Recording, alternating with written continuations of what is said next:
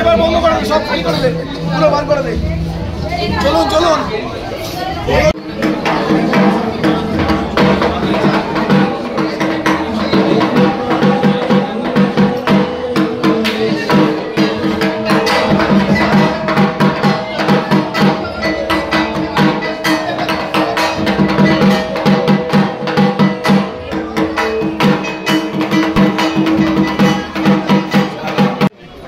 একটা দিতে পারি বেশি হয়ে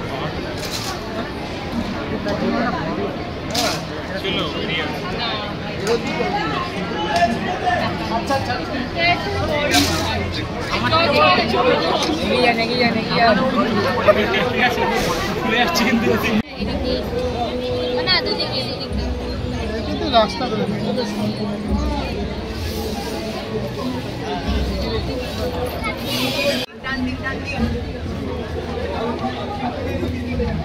তাড়াতাড়ি তাড়াতাড়ি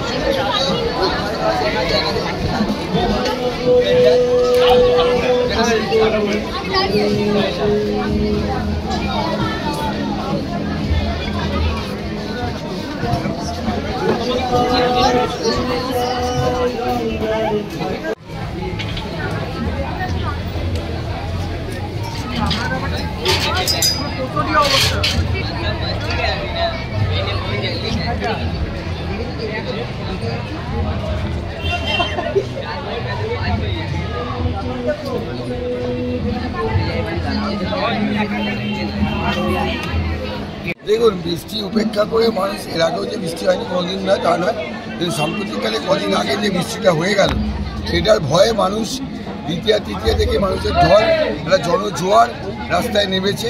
আমরা গত চতুর্থী এবং পঞ্চমী রাত আমরা দেখেছি। আজকে ষষ্ঠী সকাল থেকেই মানুষের ভিড় আপনাদের হাতিবাগানের মণ্ডপে দেখছেন, আর কলকাতা জুড়ে দেখতে পাচ্ছি। আমি সবাইকে শুধু একটা কথা আপনাদের মারফতে আমি বলবো যে আমাদের ভলেন্টিয়ার এবং আমাদের সিকিউরিটি আরও স্ট্রং হতে হবে। পুলিশের সাথে আমাদের সব রকম সহযোগিতা করতে হবে। আমাদের পুজো 91তম বর্ষ, ভাবনা ছিল আমাদের অত ঘাট কথা।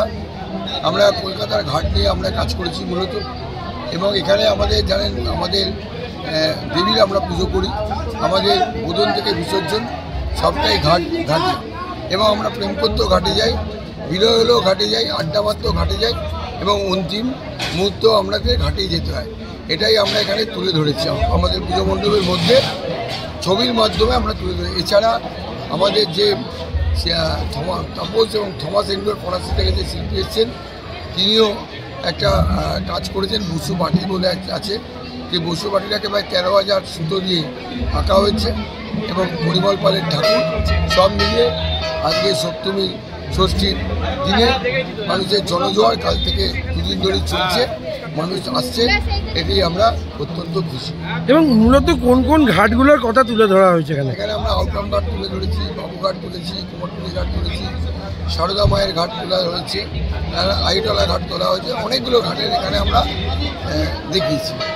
আর একটা বিষয় সেটা হচ্ছে